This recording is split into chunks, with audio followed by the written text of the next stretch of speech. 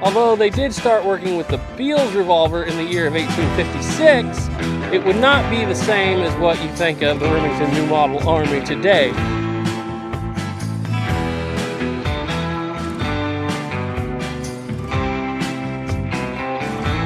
And if you're like me, you're into the history stuff, the books, you like the guns are worth their weight in gold. Because a gun, it's fun to shoot, it's fun to point with, but without the story there, if you're a history person like I am, without the story, it really doesn't mean all that.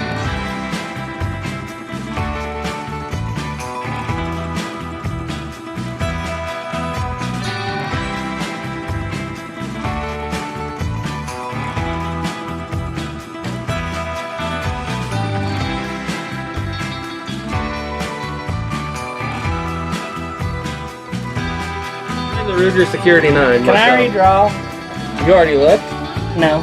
You sure All you did? Now on 3.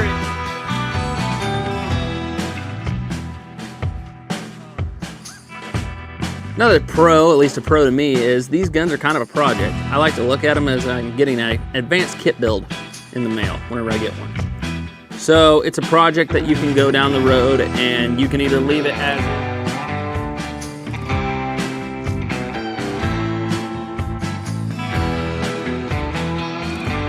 Most people believe that the Walker was Colt's first extent to a very, very large pistol, but it wasn't.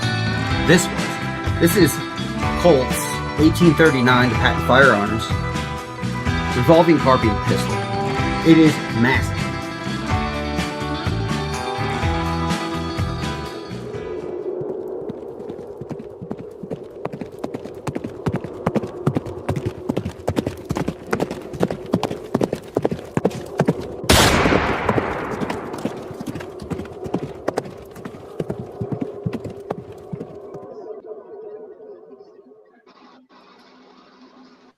Hello, everybody, and we are back. I hope you can hear us all loud and clear. We were going to have quite a few other people on tonight, but it just didn't work out for everybody, and that's fine. We have the core group, and we have AR American, too, so I'll make him feel welcome. We have Sheldon, the Saboteur, down here, and we have Duke from Tales of the Trails podcast and Duke Fraser Productions, and me, Garrett. Garrett likes to put me on because I got to have one ugly guy. That's not true at all. There's a reason why my camera's off. I was about to say, I don't think the audience has ever seen Sheldon yet. Well, yeah, they have. They've seen a picture of him on Tales of the Trails. Oh, that's true. That's true. Or is it Tales of the Trails or one of them? All right. So, 4th of July is coming. What are we going to be shooting tomorrow, boys? Well, Duke said he is going to be working, so he's not going to be shooting. What are you shooting tomorrow, Sheldon? Everything and anything. Everything and anything? I thought you were going to go with that Lehman. That takes a while. I got an SKS with rounds I need to burn through. Oh, gotcha. I mean, it's been raining, so I don't have to worry about the black powder causing a fire now. So that is good. That is really good. You've got a couple muzzle loaders, don't you, Sheldon? yeah, got that Lehman. Got a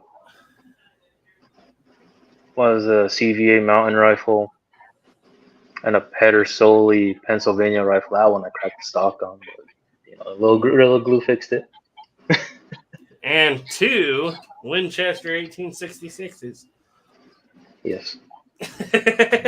How about you, AR? What are you going to be shooting tomorrow? You going to burn any black powder? Nah, I think I'm going to be spending some time with the wife, something I ain't done much of lately. Oh, that sounds exciting. That sounds like a lot of fun. No smooth bores, no elephant guns, no nothing, huh?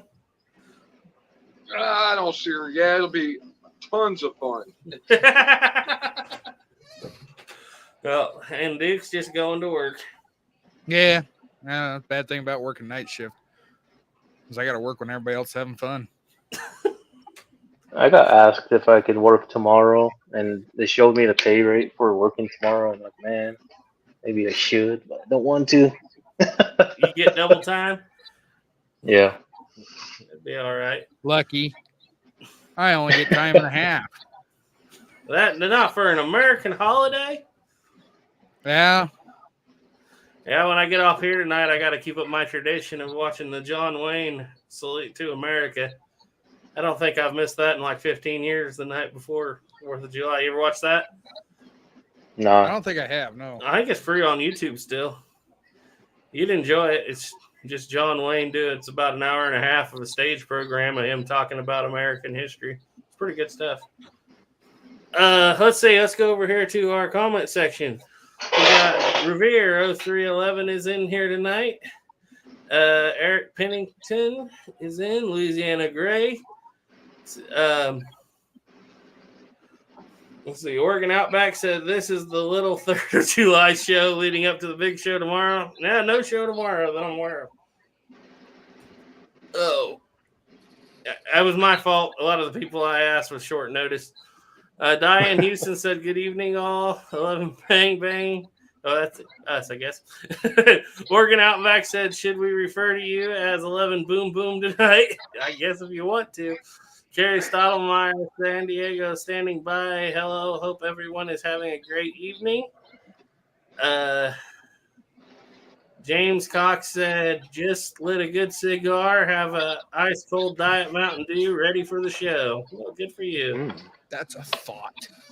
Gunsmith 4570 said, good evening, everyone. Doug Duke said, evening all.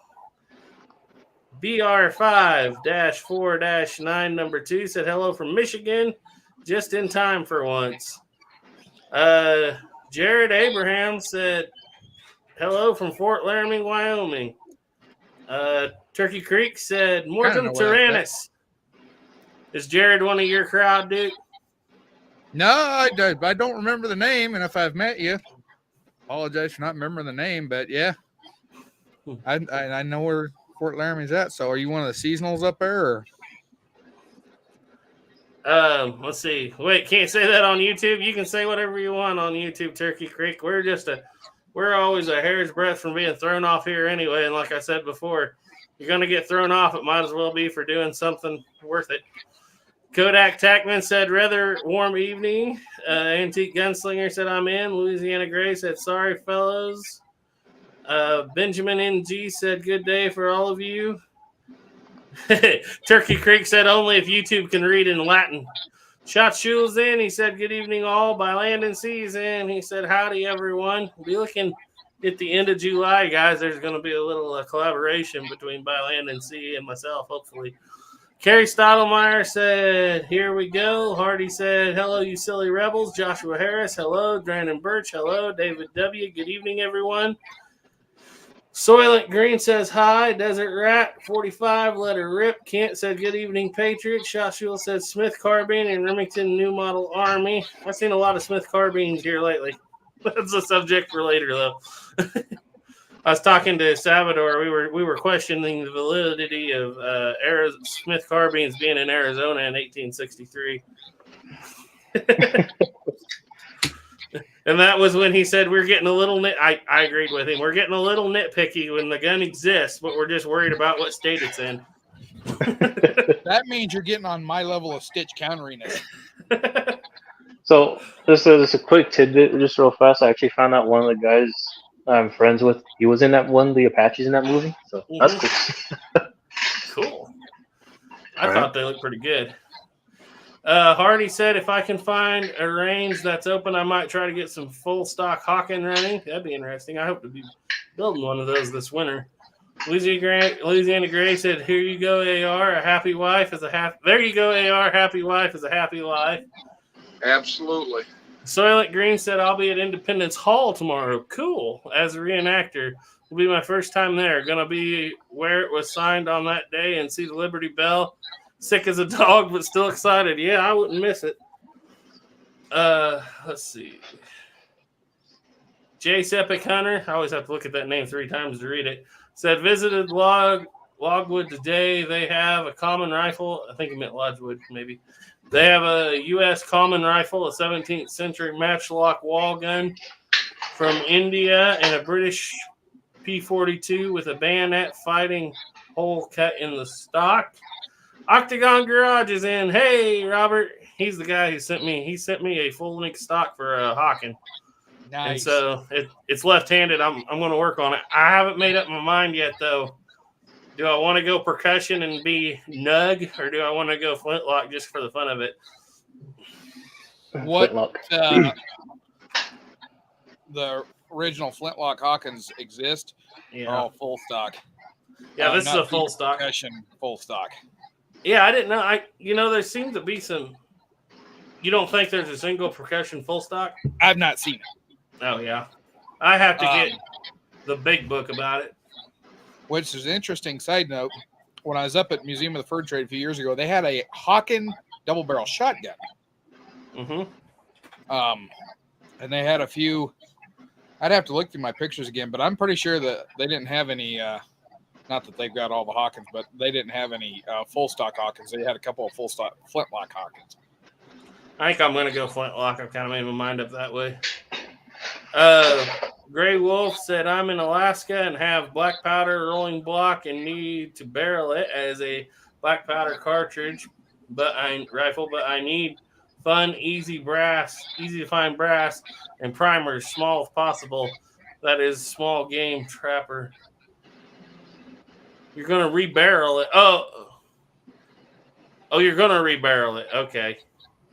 I see what you're saying. Yeah. 43 Spanish is not easy to find.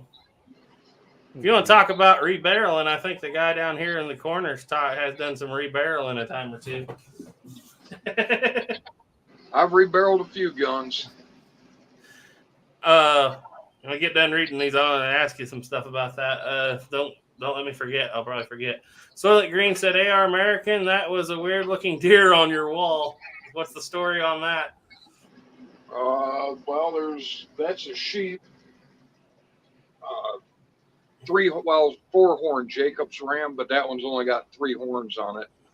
And then there's 13-point buck over there, little 6-pointer there, and then a hog that I shot. That hog I shot with that 44 special that I open top that I shot too many buffalo boar in and loosened her up a little bit. What'd you shoot that ram with? That 44 special. That was my hunt pistol for a while. I'm trying to think. I think that 6-pointer was shot with that 44 special too. Was that with buffalo boar loads? Oh yeah, that's all I used in that thing. That's why I broke it at about 500 rounds. So I got a quick question for you. Where you're at, when you size a deer by points, do you count all the points or one side? Here in Michigan, we count them all, or at least that's the way I was taught. Yeah, because here in Colorado, it's always 4x4, 4x3. We never count the whole because a lot of places where you got to hunt at to be legal, you got to have so many points on one side at least. Usually it's 4. Yeah, I haven't hunted in probably about 8-9 years. After my dad and my brothers and everybody I hunted with died, I just kind of lost interest in it. Was yours a Cimarron import or a Stoeger import? 72 open top. That one you shot those in with? Cimarron. Okay. Wondering. Haven't had any problems since I moved over to black powder loads and made it 45 Colt. Oh, I didn't know you did that. Yeah, I call it a Plowboy special. He had that one with the Magnetus grips, 5.5-inch barrels. When I rebarreled it, I put a 5.5-inch barrel, reamed the 44 cylinder out to 45, and then put some Magnetus grips on it. I made an exact copy of the one Plowboy had. So what was what were you shooting bullet weight and speed out of that buffalo boar? I'd have to grab the box and look. I don't remember now, but obviously it was too heavy. Well, I was just wondering how close you're getting with using that 777 and the Plowboy load in a 45 Colt. Probably not far off. Yeah, I think the pressure's probably lower though. It is a lot lower, but I think for what it's doing, you may be getting the same ballistics because you're shooting a heavier bullet in it. Not the same ballistics, but you think you were what was you shooting, about a 220 grain bullet or so in 44 special? I would guess so. They were the hard cast, buffalo bore. Everything I shot was a one shot drop. That buffalo bore is good ammo, expensive but really good ammo. Yeah, just too hot for an open top. It's probably too hot for a lot of the guns that are like now that I blew that open top up. I wouldn't shoot it in like any of the Pieta single action army clones. Well, we have to have people like you, or we'd never know. Mm-hmm. I tell everybody, blow it up as long as you don't get hurt. It's just money. Fix it, Yeah. Let's see. Grey Wolf said up to Caribou. Any suggestions? Grey Wolf said I'm in Alaska. Have a black powder rolling block. Okay, I see what he's saying now. It was in two different comments. I'm in Alaska, have black powder rolling block, and I need to barrel it as a black powder cartridge rifle, but I need fun, easy to find brass, and primers, small if possible. That is small game, trapper, up to Caribou. Any suggestions? If you want to go with a historical cartridge and you want it in a rolling block and you want it easy to find brass, put it in 4570, and that'll take care of everything you need. That's what I was just going to say. 4570 is probably about the best rounds you could find for that, as far as finding components, ammo, stuff like that. 100 pieces of brass for like $35. That's not bad at all compared to the other big rifle brass. And the nice thing about 4570 is if you go to load smokeless, you can load that pretty hot. But 4590 and up, you can't safely load with smokeless. You only have black powder. Mm-hmm. Unless you have lots of fillers. Don't do a 450 black powder express, because that brass is about $1 of brass right now. Well, don't do 5070. That's $9 of brass right now. I seriously, since I have the brass, and I was going to talk to you about this. So I have a shotgun, one of those Belgians, the ones I showed you. I was wondering how hard it would be to turn that into a double 5070 rifle. You remember I showed you 6 months ago that 1870s 12 gauge Belgian one that's not worth anything, hardly has a broken interior. I mean, it's not that hard to do. I got that book. I'll loan you. I mean, obviously you can call me and I can try. The main thing is either you're going to have a lathe to thread the barrels, or you're going to have to take it to a machine shop and have them thread it. If you're going to build it like a true double barrel rifle, like I did. Mm-hmm. I mean, that's the hardest part is, machining stuff. Yeah. And then, you got to have to probably, if them ribs are brazed on that, then you're going to have to either make ribs or buy ribs. You're going to have to make a front and rear sight or buy a front and rear sight. And if you buy all that stuff, it gets real expensive. Yeah. So I try and make all that stuff. That's why it's so time consuming. I've been working on that 4570 double rifle as I get time. And man, it's been a 2-year project, and I'm still not done with it. Let's see. I have a few more questions here. Howdy, boys. Garrett, thanks for the info. I believe I shall investigate John Wayne as well after the live. Yeah, John Wayne Salute to America. It's about an hour and a half long, and it's pretty high quality. Or it's a fairly high quality TV show done in the 70s. Grey Wolf. Hey guys, are you going to throw in with the Pepperbox streaming service? That rings a bell. What is it? You know? Somebody said something. It's like a gun tuber streaming deal. I don't remember. I never heard of it. Yeah, I haven't heard of it. There's a couple of those out there. Ian McCollum's got one out there, and His is like Weapons of War. yeah. So I was over at the other week. I went to Museum of the Fur Trade, and I forgot to take a picture. But they have a whaling gun or a seal gun. It's a seal gun. It was like 86 caliber. A seal gun. Seal gun. It was like 80 something caliber. That's the one that shoots the dart, right? I mean, It probably could if you needed it to. Shoot anything I you know which wanted one to. you're I talking bet you. about. And Yeah. I thought that was like for shooting a dart. Well, a harpoon gun. It was a. Well, that's what I meant, like a harpoon. It's like shooting for a harpoon for the seals out at sea. Probably. That would be a lot easier than, hoping that that ball hit. Actually, I might have it right here. I was just looking at the Hawkins at the Fur Trade Museum. Okay. I forgot to take a picture. I know they moved their little center display with something else now, but I was looking at a lot of their trade muskets, a lot of those have swamp barrels, and a lot of them had rear sights. Mhm. Yeah, smooth bores with a trade musket with a swamp barrel and a smooth sight. That's interesting. Or is it a trade rifle that had a swamp barrel? I think it's a musket. Oh, interesting. I was thinking about going back that way again, but I got other things I want to do too. Jerry Stottlemyre said, I'm going to make everyone jealous. I'm working the 4th and the 5th, getting holiday and double time. So 6 days pay for 2 days work. Dang.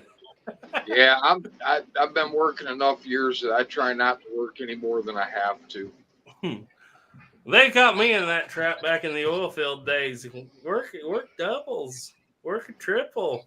You make all kinds of money, and then the taxes come in on your check, and you're like, I didn't make any more money than if I'd have just not worked all those hours. Mhm. I don't Classic tax bracket. I don't do the on-call anymore. I don't do holidays anymore. Everybody's like, man, you're giving up that money. I'm like, my time's worth more than that money. No, that's one way to look at it.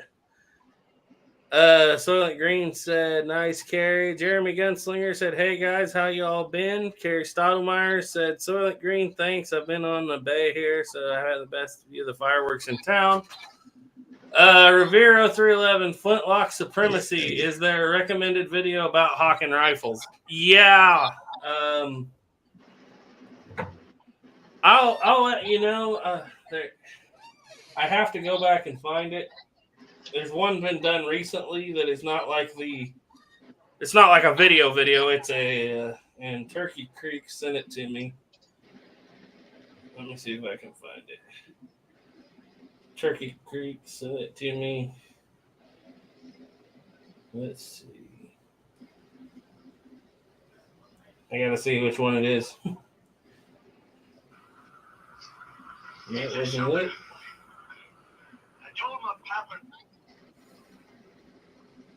Let me look here. Well, I can find it later, Revere, and I'll send it to you. But there's a good lecture on the Hawken. And basically, what we all know is that it's not as prestigious nor as represented as a lot of people think. But it's still there.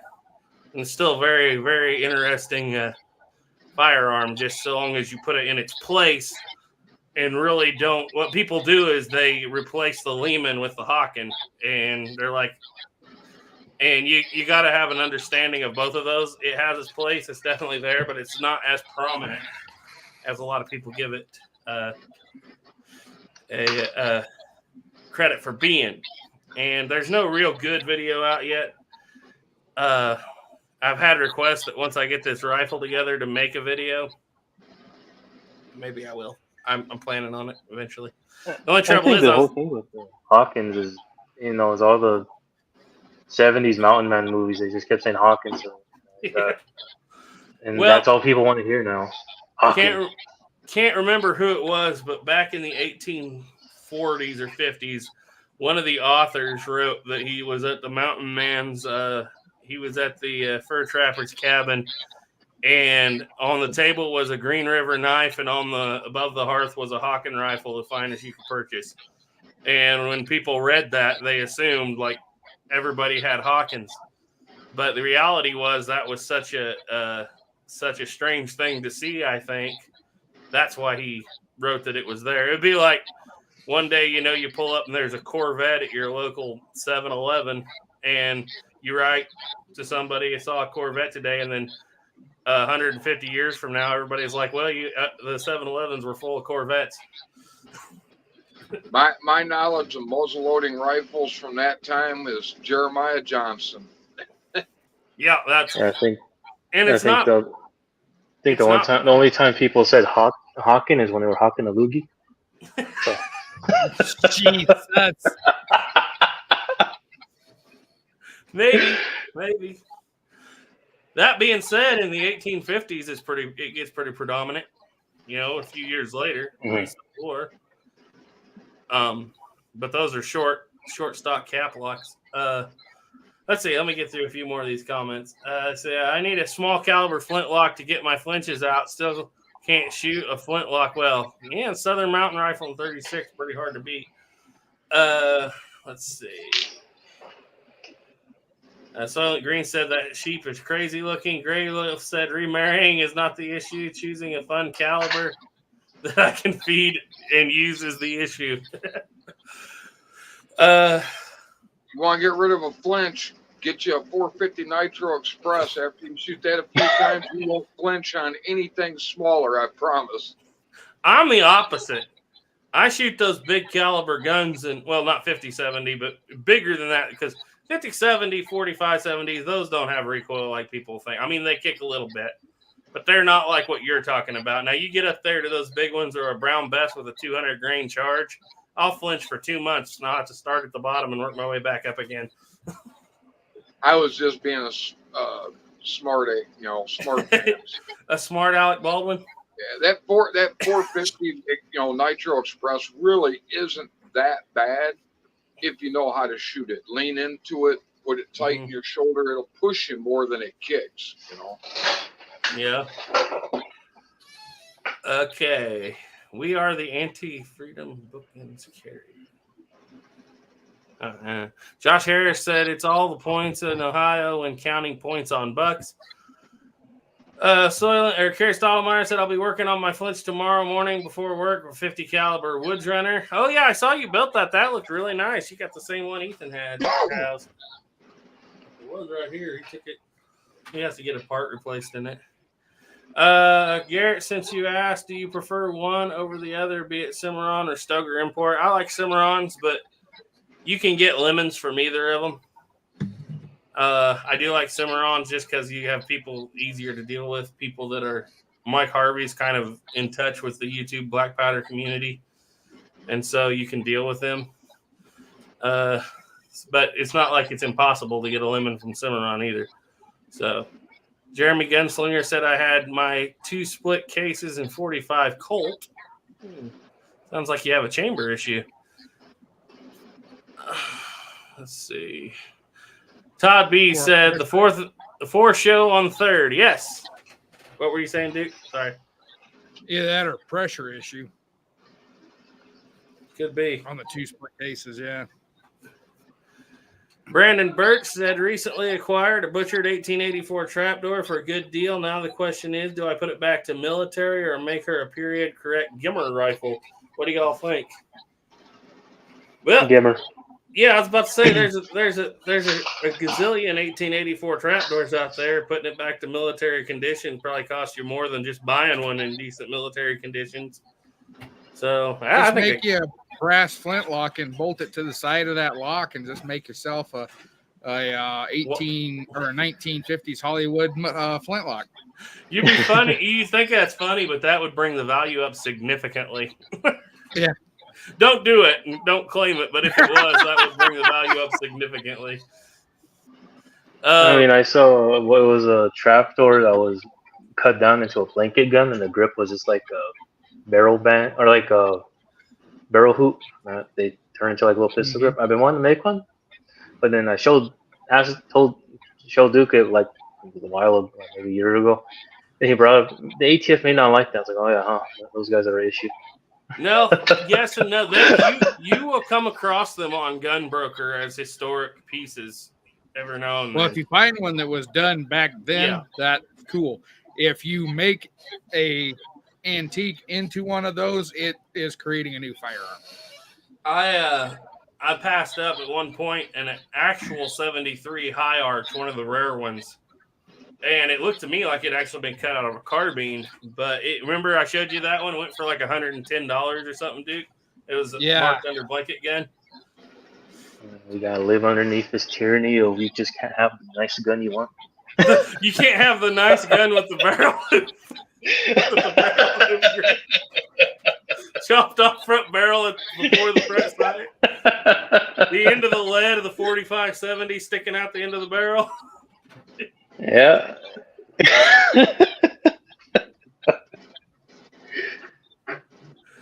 Oh my goodness. Oh man. Okay. Grey Wolf said also, who is the contemporary Colt collector? Came across a stainless Anaconda labeled as an Alaska gun, commemorative special edition. I wonder what value might be. I don't know. The only guy I know who's collected those is Plowboy, and he didn't really collect them. He just had a few. You know any Colt collectors they are? Modern Colts? No, I don't. It seems like all my buddies are into Glocks and that. I'm the odd man out. They always make fun of me because I like the cowboy guns. Same. Let's see. Grey Wolf said large rifle primers have been non-existent up here for 3 years. You can still get them online. You have to pay a hazmat fee, but I think there are some 45-70 brass. Correct me if I'm wrong, but I think they do make small rifle primer 45-70 brass. I've seen 45 Colt. Yeah, for sure. They make it in small brass or small primer brass. And 45 ACP too. Let's see. Doug Dukes is in. Hi, Doug. He said Brandon Burke's prettiest rifle I ever saw was a trapdoor Gimmer. Yeah, they're something else. Especially like a 66 and 50-70. Mm-hmm. Those look good. Jeremy Gunslinger said, I've heard the smokeless 45-70 load is based off of black powder carbine loads. Could be. Depends on which smokeless 45-70 load you're talking about. The cowboy ammo? Possibly. Buffalo bore? Probably not. Have you shot any buffalo bore 45-70 AR? No, I only had one 45-70. It was a trap door. I don't know which model. I got it from a buddy of mine real cheap, and somebody had cut the stock and sporterized it. If I remember right, it only had 2 groove rifling in it, though. It only had, 2 lands in it. It was a pretty cool gun, but back then, just, I don't know, it wasn't, I think I've maybe fired one box of just whatever the cheapest 45-70 I could find through it was, and probably traded it or sold it. I don't even remember now what happened to it exactly. Yeah, that's what happened with a lot of those later military 45-70s. They were so prolific, and they hit a lot of them hit the surplus market in about 1920, and that's why the movie companies cut them up. The people that were, a lot of people cut them up after that. They're not even like Bannerman's. There's a lot of Bubba later guns. Let's see. Because everybody had a trapdoor carbine from the greasy grass, in about 1930. I wish I had that gun back now. I mean, I just, like I said, I picked it up because I got a good deal on it. I wasn't really into that stuff. I was into the single actions and, of course, ARs, AKs, and stuff like that. Now I kind of appreciate everything. I really don't think there's any guns I don't like, Yeah. I had a guy send me an email the other day saying that he found a guy who was advertising that he had $20,000. He wanted $20,000 for a Custer era carbine, a Custer number range carbine. He sent me pictures of it, and I'm like, well, it doesn't have a front barrel band spring because that's a rifle somebody's kept the stock off on, and it's got a Buffington rear sight. So I definitely wouldn't put $20,000 that direction. Let's see. Grey Wolf said, Pepper boxes with Nick, the fat electrician, Brandon Herrera, Angry Cop, etc. They set it up like Netflix, but yeah, gun tubers. Yeah, those guys are too big for my circles. Shot Shield said, Garrett, I have the round-nosed Lyman 45-70 mold, but it's throwing 514 grain bullets at 120 lead. can I get the weight down with a little more tin? How much can I use? Yes, you can. I had this discussion with Jake from Everything Black Powder the other day because he was using wheel weights and he was getting way light. He was getting like 40 grains light. And I have the book right here on that. But I would just start adding a little tin to it as you go. You don't want to get too much, though, because if you get into wheel weight era, with the way that rifling works on those, I don't know why, but they let because they don't expand and kick up and get in the rifling grooves. Have you guys ever noticed that on original guns? Too hard of a bullet leads? No, don't have any original Noticed guns. that with my Colt Single Action Army. Yeah, it definitely happens with trapdoors, especially in 50-70. You've got to be able to bump it to get it up into the rifling grooves or it starts leading. But yeah, I would try, a little more tin. I can't tell you exactly what to use. But yeah, a little more tin will bring that weight down just a little bit. If you're really, I know what you're trying to do with it. You're pretty worried about being accurate. So, and who's to say that every bullet that came out of Frankfurt Arsenal weighed exactly 500 grains either? Mm-hmm. Have you ever seen any studies on that, Duke? What was the accuracy of the ammunition like? No. Bullet weight? Not. Okay. Okay, Grey Wolf said, was the Hawken double, to you, Duke, was the Hawken double a typical back action lock or was it side locks? Let me look again because I just looked at it. It was a 10 gauge. 10 gauge seems to be a pretty common gauge for those. It is a back action lock. That makes the wrist a lot thinner and makes everything a lot easier, Mm-hmm. but it also tends to lead What's to funny cracking. is that the Jim Bridger Hawken, not one that he owned, but one that he sold Mm-hmm. through his business. That rifle's a 60 caliber rifle. It weighs 16 pounds, and the stock is about twice as big Yeah.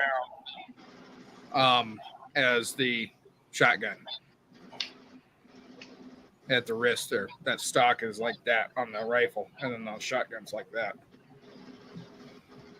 Yeah, Soylent Green wanted to know if we have to like Black Rifle Coffee and Demo Ranch to join the Pepper Box. Well, if that's the case, I'm kind of out. Okay, Grey Wolf said Dimick and Derringer also had very nice half-stock plains rifles. They had a lot of full-stock ones, too. At least Derringer did. Derringer came earlier, if my memory serves me right, than Lehman. Diane Houston said, how did the Mountain Men get percussion caps? Dude. Trading. Rendezvous. It's in the ledger for coming Traded to Rendezvous or a fur trading post. They didn't necessarily. It wasn't necessarily that big of a thing until later in the fur trading period, because they. Yeah, were there were get. caps traded in 1830 something, but you see a lot more gun flints.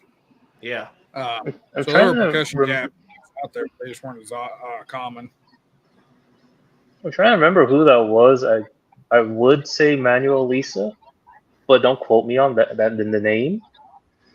But they were in like Fort Hall or somewhere in Idaho, and they converted their flintlocks to percussion caps just because they couldn't get their flints to ignite in like the wet weather there whenever I was in Idaho. Well, wasn't Manuel Lisa like 1804? Yeah, as I said, don't quote me. Well, no, I'm trying to think because he would have been because John Coulter ran into him on the way back from. I might be all wrong on that. I just remember it was a little excerpt that they brought all the tools and everything that they needed to do it while they're out here out to like Idaho.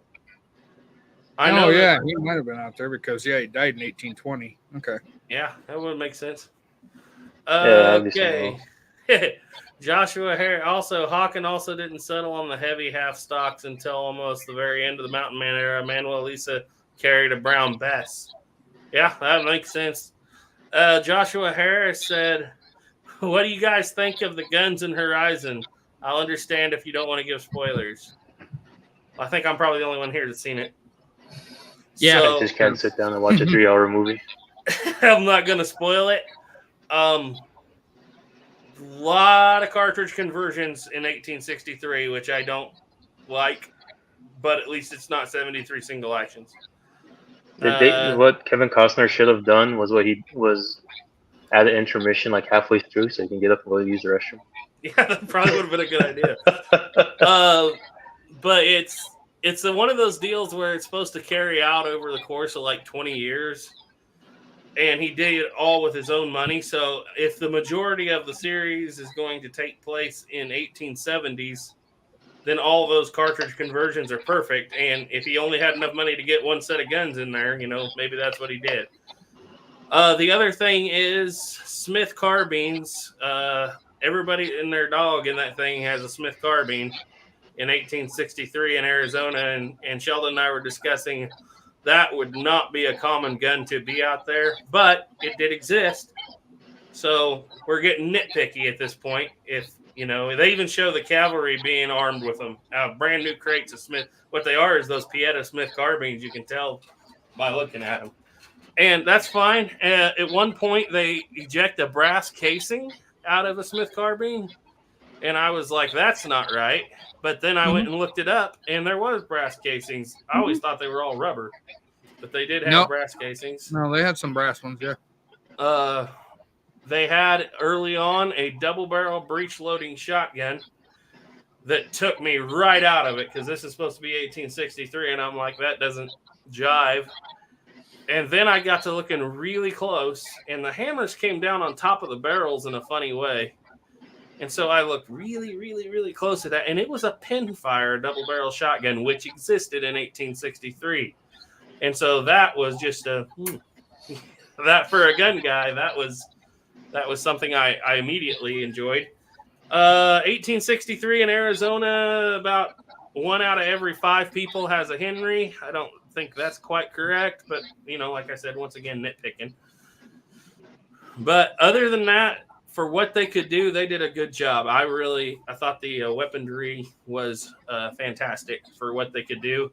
They brought out a Danson Brothers and converted it to cartridge, which was a thing in the show. But I was like, I don't know if that definitely not in 63. But they made a big deal about having a brace of Danson Brother Confederate revolvers. And so, yeah, if you want to get, like Duke says, stitch countery as you want, yeah, there's some cartridges that shouldn't be there. But cartridges were there, for the Henrys and whatnot. So it could have existed, and they could have done a lot worse. I give them an 8, maybe a 7 out of 10 for firearm historical accuracy. Just because too many Smith carbines and too many Henrys for the time period. But at least they didn't have 73 single actions and 94 Winchesters. So a lot of Spencer carbines too. So, and most of those have been in the hands of the Union Army, but it is possible. A few paper cutter sharps. I wish they would have used paper cutter sharps for everybody because those things had already been out there a long time. That would have been awesome. Mm-hmm. Okay, so Turkey Creek retexted me the video from the Hockin Classic. Let's see here. Yeah, if you're still out there, if you guys want to see a video, there's a really good lecture on the Hawkins that came out 1 month ago. It is by Doyle Reed, the role of the Hockin rifle in the Rocky Mountain fur trade. It's a really good video. It's 50 minutes long lecture, and it's really well done. Doyle Reed, I know that guy. Well, yeah, he looks like somebody you'd know. I do know that guy. Is he running around Ben's Fort would be my guess. Yeah, and seen him up at Fort Laramie once. Let's see. Andrew Ryder said, going to wear some period clothing tomorrow out in public. Wonder what kind of looks I'm going to get. Well, I did that in Kansas, and I was asked if I was part of a religious cult. By somebody that's good friends with Garrett's mother's cousin twice removed. I forgot about that. Yeah, that was something Sheldon and I were talking about. The Apaches in that movie were completely clothed, and And another guy on the internet was complaining that the natives had too much clothing. And like Sheldon said, you want to go out there in just a breechcloth? I don't think any of those actors want to do that these days. Well, Not that it was very correct anyway. Like I said, one of the guys I went to school with, and I get along with him now. He plays one of the Apaches in that movie, and he has tattoos all over. So that sure was there for a reason. Yeah, they were very well clothed, and like you said, they had historic saddles, but the Apaches all rode saddles. But for their culture, I think that would be fine in 1863. So you guys know too much of that history. I don't know none of that stuff. I just know that if the movie's based in the 1860s, nobody had single action armies. Yeah. Well, for the Apache part, a lot of it was kind of just trying to figure it out because I don't really read into the Apaches like at all. Yeah. I won't say it. Say what? You can't get your annuities because you're not Prairie Apache, Kiowa. Oh, man. I was there and they weren't, so they're mine now. They didn't need them. He should have done what and asked that guy to take his hat off. Yeah. You come outside and take your hat off. All right. Take your hat off. See if your scalp's fit for a decent man's lodgepole. He did tell him some horror story about the Indian agent in the. What Indian agent was that, Sheldon? There's an Indian agent up in Minnesota at the Dakota Reservation. He wasn't giving them their annuities, and they supposedly he told them to eat grass, and when the fighting started, they killed him and stuffed grass into his mouth. There you go. It probably wasn't Prairie Apache, Kiowa, or Cheyenne that done that. So. No, it's Dakota. Yeah. Let's see. Grey Wolf said 45 Colt should be a gentle taper, not a straight wall. Starline has shipped me brittle brass, full length size 45 in large chambers can lead to splits. Been there, done that. Ryan Kramer's on. Hi, Ryan. He said happy 4th, Garrett boy. Happy 4th of July to you too, Ryan. Grey Wolf said I shot some Paco Kelly loads in my 1886 and 4570 and came to realize that I can get through penetrative with black powder loads on moose. More power wasn't really the answer. Let's see. 30 BR5492 says 31 led to 10 usually works. Yeah, but what Shot Shula's doing is getting historically accurate to the nth degree cartridge, and he's trying to test. I mean, a really good bore, like a brand new bore, original gun. He's doing tests on accuracy at distance, and so he's trying his best to use the 20-to-1 lead. He's using bayberry wax and graphite lube, so it can tell you how good he's getting this. And he has actually got some really, really outstanding results with that I think it says an 1884. I mean, he's just shooting lights out with it. Oh, hey. But if his bullets were a little more uniform, he'd probably even be better. Let's see. Chris Bird said, one of my best friends who happens to be 30-plus years my senior tell me he grew up shooting a cut-down trapdoor, shooting it as a 410 shotgun. No modification, just slip a 410 shell right in there. Is this possible? Well, it's possible.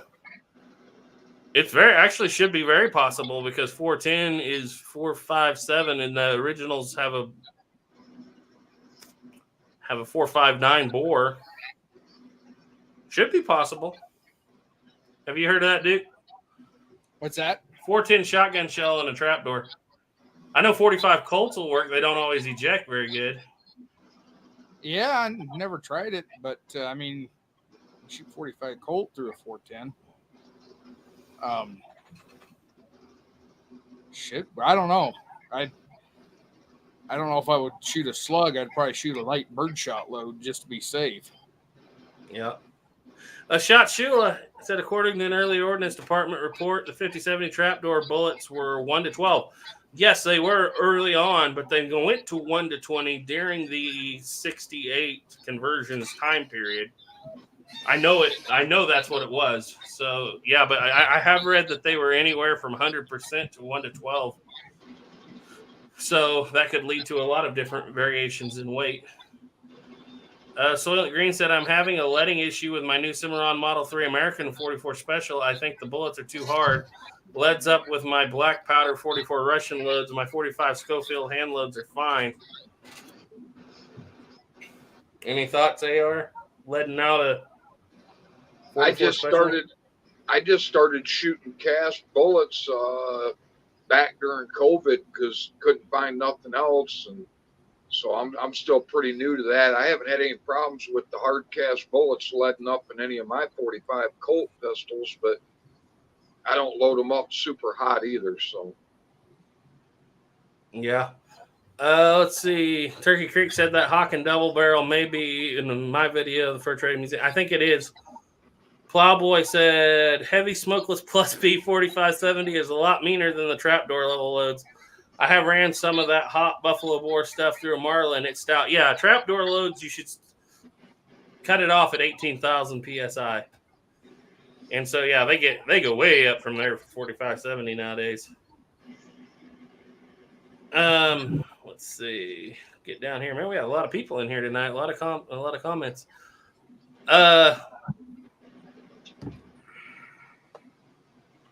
Mill Creek Range said, I saw a 66 in 63. Just seen the movie this evening. I have mixed feelings. I didn't notice the 66 rifle in there. I saw a lot of Henrys. Happy Independence Day, old one guy. Jersey Red said, Happy Independence Day, y'all. Shashil said, I've actually been making roll foil cartridges for the Smith, copying the Trimble design when they ran out of rubber. Let's see. The rolled foil were actually more common than the rubber. Let's see. BR5 is talking about using 30-1. Doug Duke said, ask Gary Wiggins on the Dance Brothers. He is on Facebook. He wrote a book on the Dance Brothers guns. Let's see. What's going on, y'all? Jay Wheeler said, hope everyone's having a great 4th. Soylent Green said, look at the prices on that book. Greg Pilgrim's in. Hi, Pilgrim. He says, hey. Kerry Stottlemyre said, Gary, any recommendations for the Woods Runner patch and ball combo? I have a 490 ball and an 015, 018, and 020 patches. I have the best accuracy we shot. I have to go back and watch the video. Ethan has a video on sighting in and getting them to stack with that Woods Runner at 50 caliber at 100 yards. I know what he was using when he stopped was a 490 ball and 020 patches with Blackie Thomas's gun butter. So it was working pretty good. all my experience with black powder cartridges was, like I was saying, during COVID. I actually, watching Plowboy's videos, I started loading up 45 Colt black powder just so I could shoot, because I wanted to shoot. You couldn't find smokeless powder anywhere around me. So I went to 777 just because it was a little bit hotter than the regular black powder. And so I'm fairly new to all the black powder cartridge stuff. Yeah. Oregon Outback said, watched your 72 open top video today. Enjoyed it a bunch. Good job. Love those open tops. Thank you. Gray Wolf said, I don't know how accurately the early weights were reported. And like I said, they could be off by a few grains per bullet. I know that some bullets having cavities was an issue later on into the 1880s. Let's see. Late 1870s, before they got real crazy about accuracy. Let's see. I'm late, but covered in Fusel de Chasse smoke and full of burgers. Happy Independence Day. That sounds like a great time. Let's see. Sidetrack answer if you want. What's the takeaway from the 1873s at Little Bighorn? Were they that bad, or did Colonel Custer gamble just fail? What weapons did the natives have? We have a whole 3-hour live stream if you go back not too long ago on Tales of the Trails live show. Oops, we lost Sheldon. And in that video, we discussed. I'll let Duke give you some input too onto the cartridges. But yeah, it turns out that there was probably around 200 Winchester style repeating lever actions there, and 8 or 9 of those were in the hands of the Americans. A lot of muzzleloaders, a lot of bows. I wish Sheldon would step back in here because he has more info, and he wasn't on. I don't think he was on that chat. Go ahead, Duke. Take on weapons types.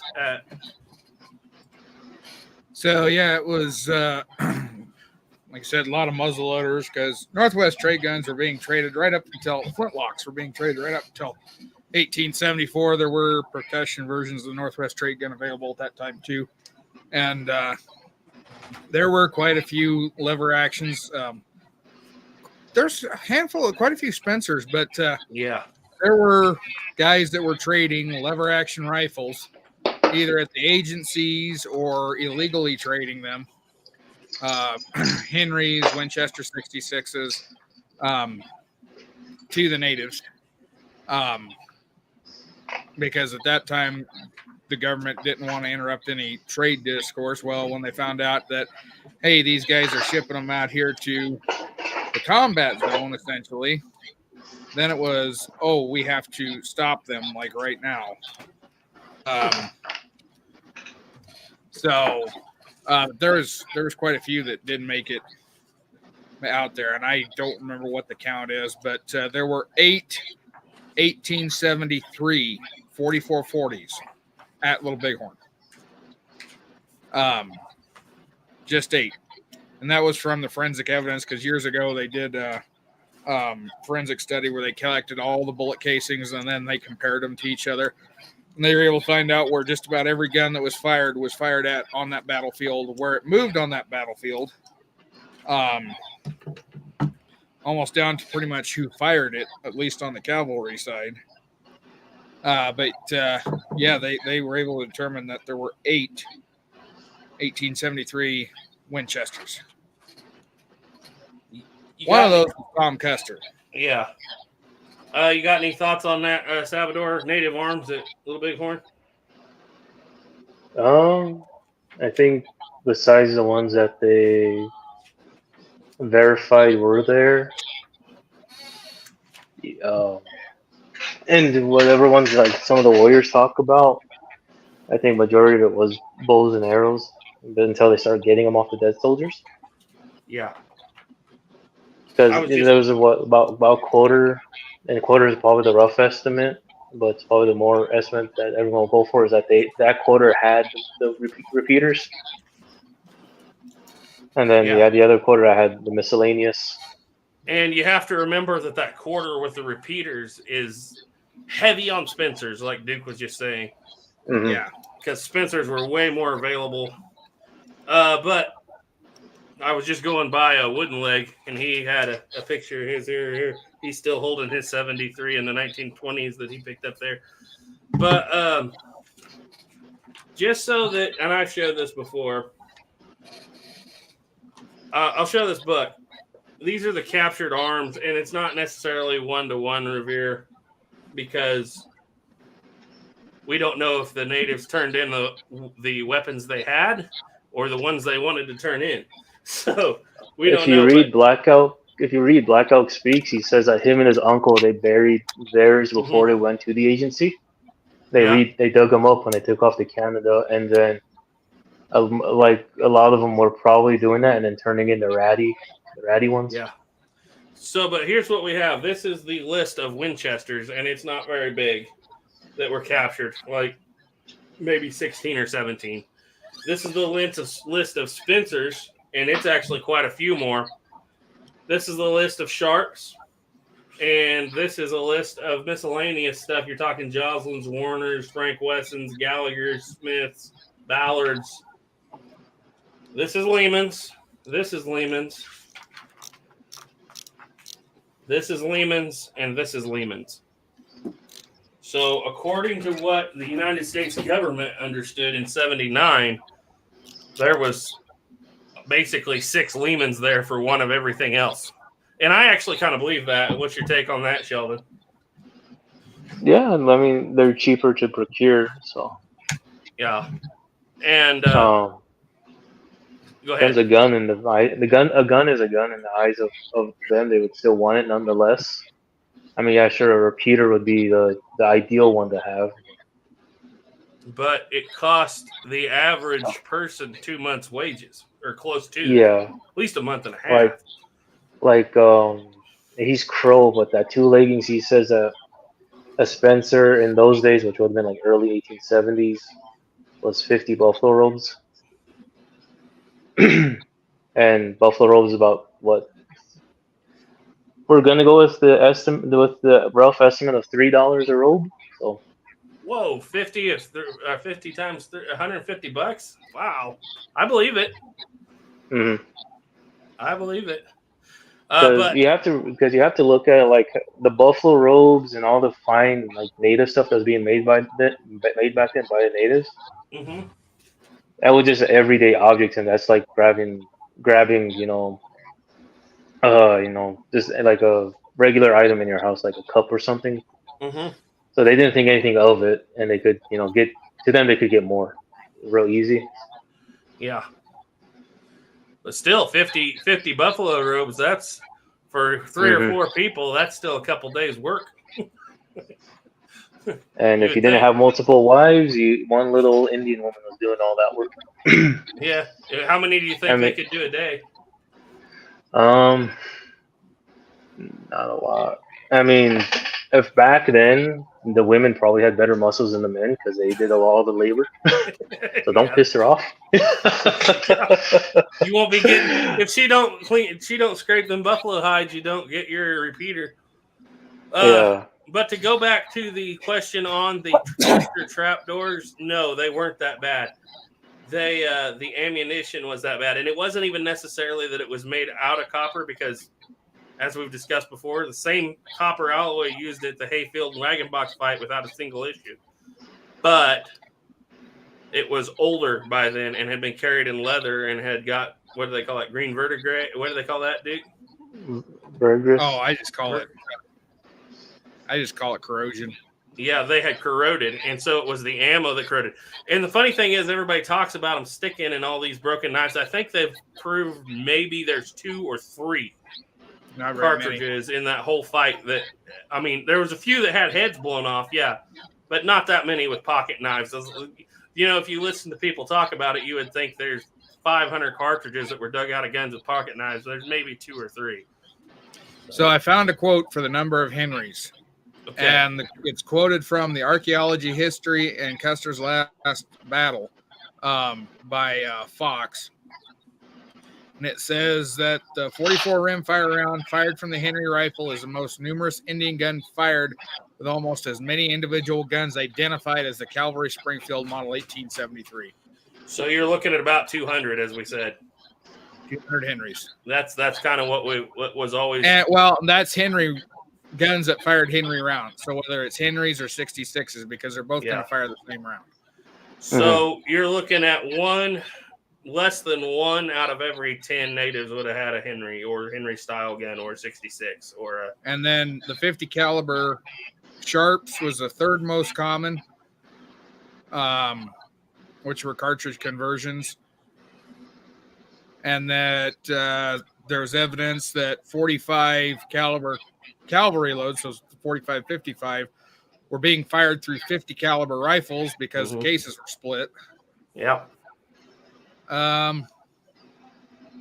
See on 73s. Does not say how many they found up there. And it doesn't say how many Spencer rounds they found, but it does say that there was quite a few of the Henrys.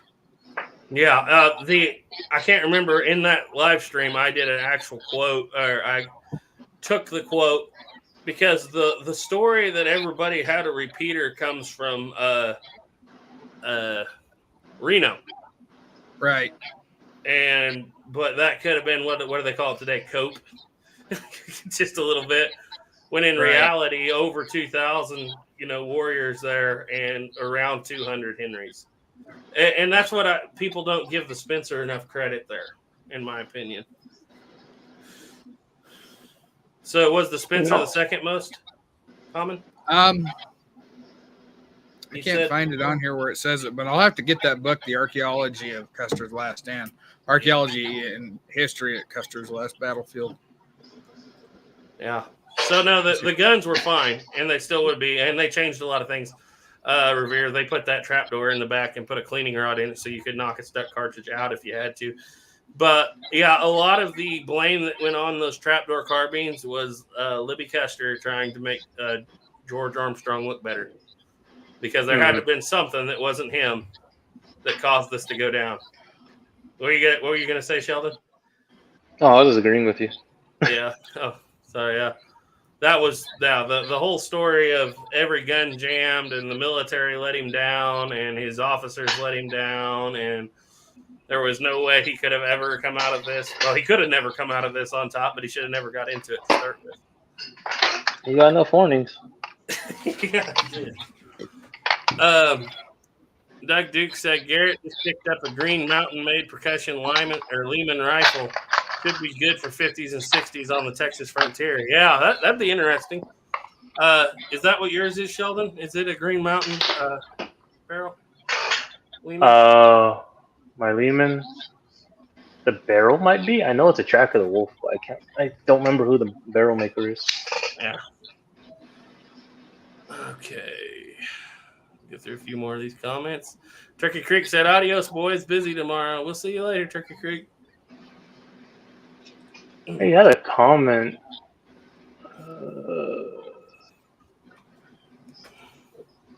I haven't been to the bottom if it's down there. I was like, there we go, Octagon Garage. Oh, yeah. Did he comment again? Yeah. Okay, I see it there. Let me draw that up. Octagon Garage said, "When did the Colt factory burn down during the Civil War? Did the Colt factory in London pick up some of the military contracts from the U.S. government?" It's been a while since I studied this, but I believe the London factory was closed down already in January of '64 when the American Colt factory burned down. And so I don't think – I want to say that Colt London closed the London factory really early. like 55. 50s. Yeah. 50. Well, I think 54. Yeah, because he opened it in 51, I want to say. I can't remember off the top of my head. You've read that Pate book. Do you remember anything about that, Sheldon? Yeah, it was only open for a little bit because he became 1856. Yeah. So, yeah, no, there was no replacing. The contracts were helped to be filled by Metropolitan and Manhattan Arms to a small extent. But, yeah, that's the thing. Once it burnt down, 1860 armies became prized possessions. And that's why I like to see 51 navies more in Western reenactment post-Civil War, because those 60 armies were in the Army and they weren't letting go of them, any of them that they had. Here's a question for you guys. How many Colts were converted to cartridges, do you think, back in the day? I just had that book. A bunch. And it depends on if you're talking about like civilians converting them or the Colt factory converting them. Because the Colt factory converted like 10,000 plus between 1873 up to 1879 of just leftover guns. And they sold them as the Mason or the Richards Mason conversions, all those others. But yeah, at least like 10,000. Like they were common. They were a lot of places. Yeah, They were actually a cheaper option. Yeah. I had read an article that it was like way cheaper to convert a cap and ball pistol to cartridge, so that they were common even when the 1873, the single action army came out. They were still converting them well into, I had read, into the 1890s. Yeah. Yeah, and it's just that they were I can't remember the numbers off the top of my head, but a single action army was running you over $17 to $20 in that time period. And Colt was actually advertising and selling from leftover parts. They built brand new conversion guns. They didn't convert them. They were parts that they'd never assembled. And they are a mismatch. When you see one, it's kind of cool because it's like it's got like a number 251 trigger guard, and it's got the screw on the wrong side, but it's all brand new from Colt and matching serial numbers. And they made those things from 73 all the way up until close to 1880, and they sold them cheap. And like around here in my vicinity, like all the families, the ranchers that still have their guns, there's one single action Army that I can account to being here at that time with like out of like 10 families in the surrounding farm village. But there are numerous 51 Navy conversions. That's like what everybody had. I always selling for what, $8? Yeah, like like less than half of what a single action Army would have cost, and do the same thing. I always wanted to find an old Colt that was, converted, whether factory or civilian converted, but a real Colt conversion. They're not terribly pricey, actually. I mean, they are, but a conversion won't run you as expensive a lot of times as an original cap and ball gun. And really? so I'm have to look into that.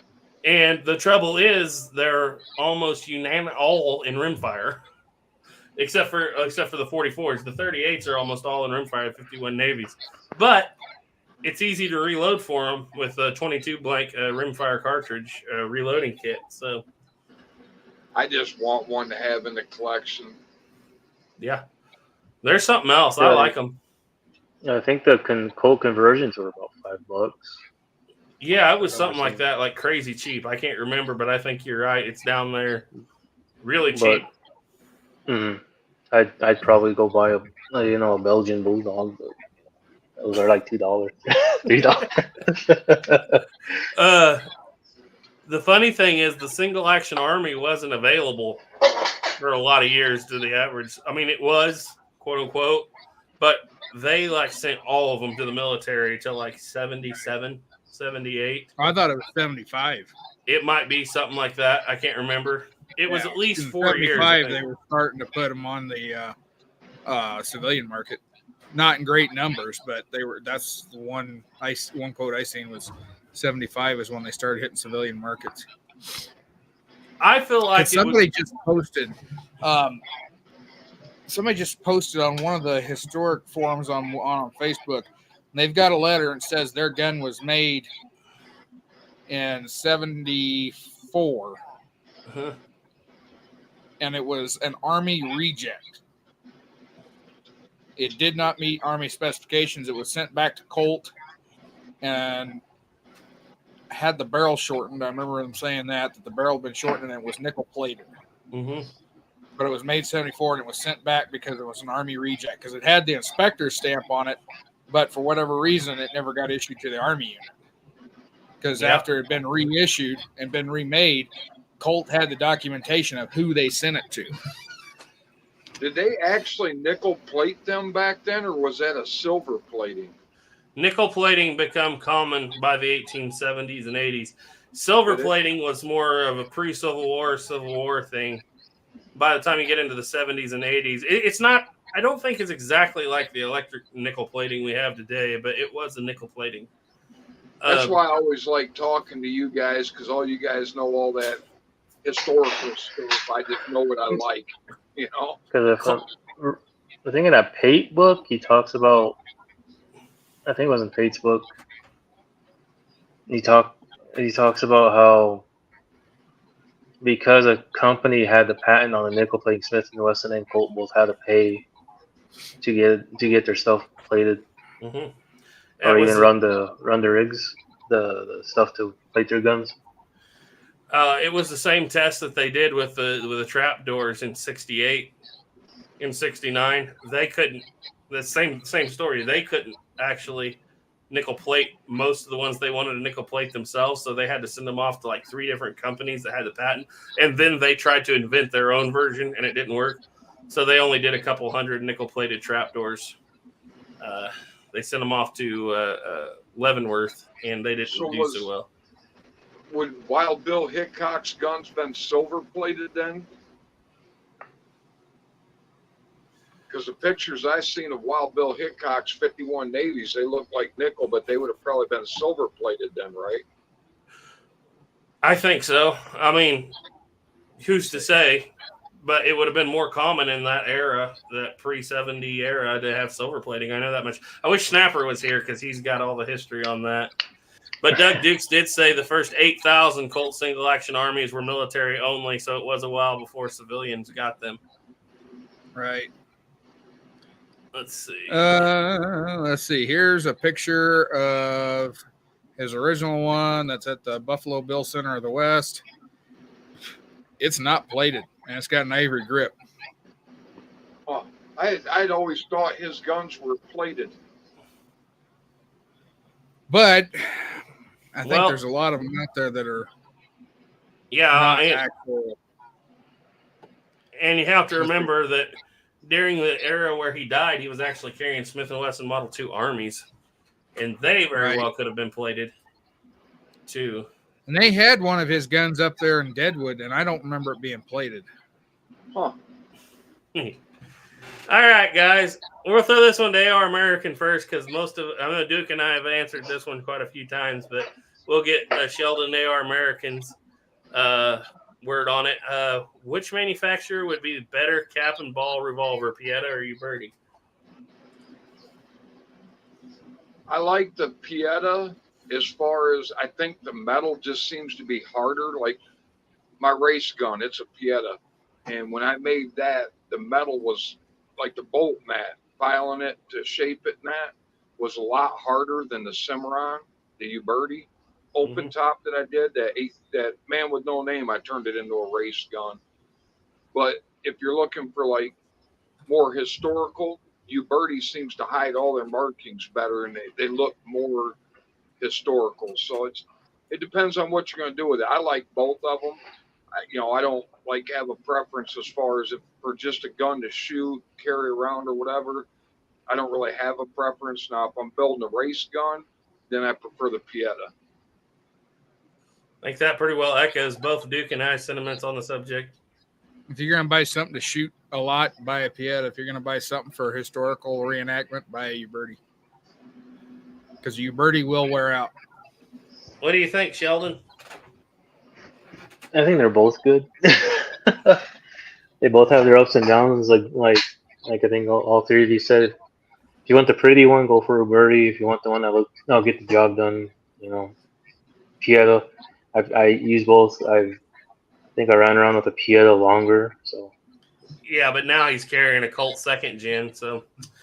It's kind of like this for us reenactors. I mean, you've got the cheap mainstream uniforms, like if you're doing Civil War reenacting, and then you got the better mainstreams, and then you got the really good stuff.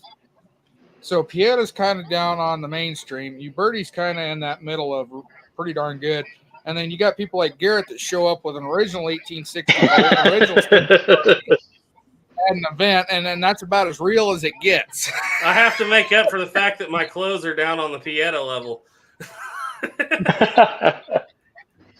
That was funny though. Yeah, show up and the chief ranger there looks at Garrett and he says, "Well, we really discourage the use of original guns, but they're yours. You can do whatever you want with them." Wasn't like I was going to fire that 58 or that 50 caliber rimfire very much. So, right. Let's see. Grey Wolf said most depictions you see of the battle indicate troops had abandoned the long guns and were using their sidearms. Oh, talking about Little Bighorn. Yeah, the thing about depictions of the battle is nobody was there that made those depictions of the battle.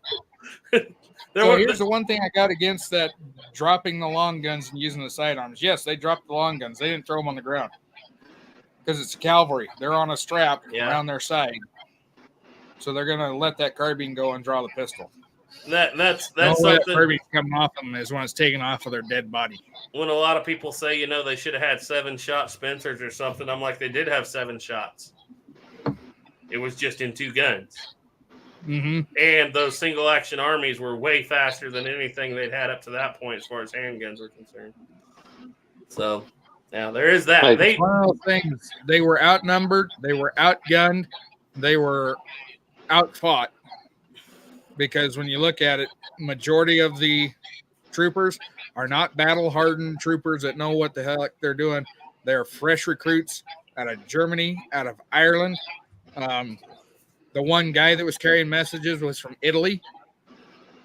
These guys were brought over, sent to basic training. They were given 3 bullets and showed how to work the action of that gun. And that was it. Accuracy was not a concern with the military at that time. Marksmanship program did not exist. If you could fire 3 rounds, you were a good soldier in the eyes of the Army at that point. And Most of the officers had been there. 200 guys ran into a camp of not count women and children, like 5,000 people. I mean, ran right into the middle of it. Didn't go from the sides, didn't get just right smack in the middle of it. Now, and then went back up a hill with 0 cover. Yep. Dismounted. And so it's really hard to win this in any way, shape, or form. Yeah, and then they're going up against warriors that a good portion of them fought Red Cloud's War. Mm-hmm. Mm-hmm. They have fought the Army. They know the Army tactics. They know the terrain. They know the land. Yeah, you've got younger warriors that may not have been at any of those battles, but the thing of it is, they're from day one when they're a little toddler, they are bred. It was a warrior society. So you got hardened warriors on one side, battle-tested veteran warriors, and then you've got green soldiers on the other side. You could have gave those green soldiers Spencers. You could have gave them AR-15s and AK-47s, and it wasn't going to change the outcome of that battle. Well, and I'll let Sheldon speak to this more because I've always wanted to hear your put on it. Those warriors had Sand Creek in the back of their mind anyway. And so I honestly think this was more of a, again, I've had people ask me, well, why don't you think they would have just packed up and ran? They couldn't at any point have just, they were doing that for family. What do you got on that, Sheldon? I mean, it's a whole family thing, you know, your whole family's right there. You want to defend them, you know, everyone here will agree with that. And at that point, a lot of, and at that point, a lot of those warriors, they just wanted to be left alone. Some of them were, you know, just out for the summer hunts. They were going to go back. And then, you know, then, you know, a lot of them just want to be left alone because they don't want to be on the reservation. The mentality on both sides was, if the Army loses, we all die. Mm-hmm. If the natives lose, I die and my family dies because they've seen this before. They've seen this dog and pony shit before. It works both ways. Yeah, because if you're an old enough warrior, you know, you probably could remember Blue Water Creek. You could probably remember, you know, the whole Red Cloud War incident. You know, you could remember Hart. You know, everything of the past 20 years. So, like Crazy Horse, he was a kid when, you know, the Grattan massacre happened. Mm-hmm. And then, like you said, Battle Hardened Warrior, like Duke said, Battle Hardened Warriors. You know, you have White Bull. You know, his first fight was Fetterman, and he was 16. He was 26 at Little Bighorn. He has 10 years in it.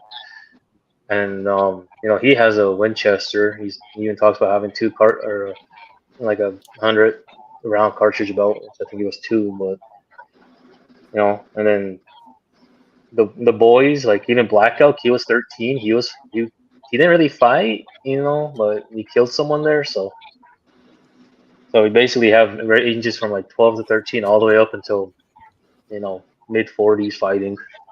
Mm-hmm. It's very hard to look at it without modern lenses and just, it's very hard to understand how cheap life was. Yeah. And like Duke said, like even the young boys, they would know how to use their bow and arrow because by the time they're 6, they're handed a bow and arrow and they're taught to go shoot grasshoppers, birds, you know, and shoot a grasshopper out in midair with an arrow. So pretty good. So yeah, and then your family's there, and you know you're just trying to enjoy this. You try to enjoy the summer hunts, and then you know here come these idiots in blue. Right. And the other thing is people forget is that a week before they had already fought Crook. Mm-hmm. Crook at the Rosebud.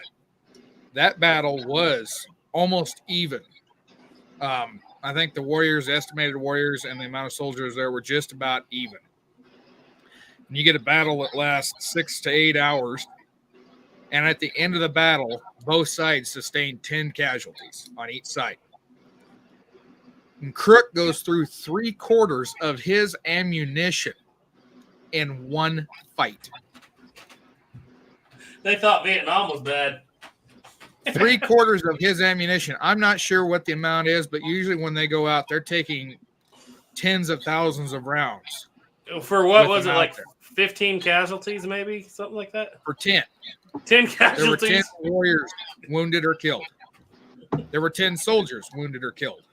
Now, imagine how many So- rounds they'd have fired if they'd have had lever actions. Oh my, they probably would have run out of him. They'd have ran out So of these ammo. warriors were able to check Crook with a full complement a week before, turn him around, send him back for him to have to wait for supplies to show up. And yet, if Benteen and Reno would have been with Custer on top of the hill with another 200 people, that would have turned the battle around. If Custer would have had time to dig in, that would have turned the battle around.